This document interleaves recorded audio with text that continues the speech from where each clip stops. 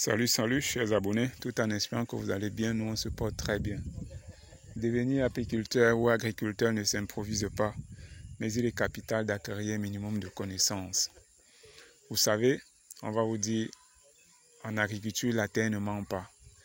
La terre ne ment pas, c'est vrai, mais la terre ne nous restitue que ce que nous lui avons donné.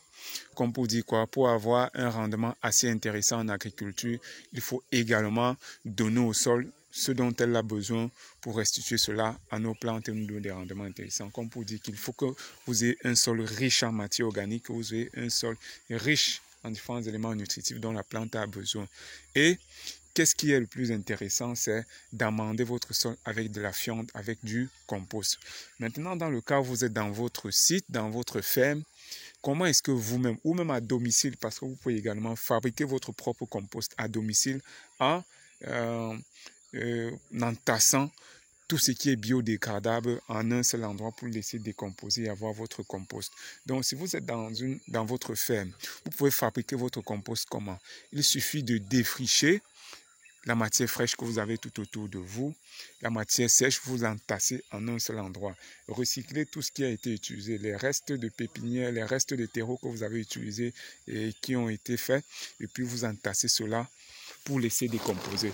Voilà, par exemple, nous sommes dans une ferme, ici, on produit le compost. Voilà, on recycle donc toute la matière fraîche qu'on a défrichée, les restes de matériel qu'on a utilisé par exemple dans la championnière. Vous voyez les ballottes qu'on fait à base des rafles de maïs. Quand on recycle cela, on les entasse pour que cela se décompose et puis on puisse avoir du compost pour fertiliser les cultures. Parce que si vous voulez produire des cultures saines, produire du bio, il vous faut également des intrants bio. Et quoi de mieux que de réutiliser ce qu'on a déjà utilisé dans notre ferme pour produire du compost et le renvoyer au champ. Là, vous allez constamment maintenir le niveau de fertilité ou améliorer la fertilité de votre sol pour qu'elle puisse vous donner des rendements beaucoup plus intéressants. Parce que votre travail en tant qu'agriculteur, effectivement, c'est de maintenir ou améliorer la fertilité de votre sol. Et pour le faire, il faudra que vous-même vous produisez votre propre compost à partir des déchets biodégradables que vous avez tout autour de vous. Et à la fin, vous renvoyez cela en champ et vous êtes certain que vous auriez des rendements très intéressants. Et puis, en même temps, c'est du bio.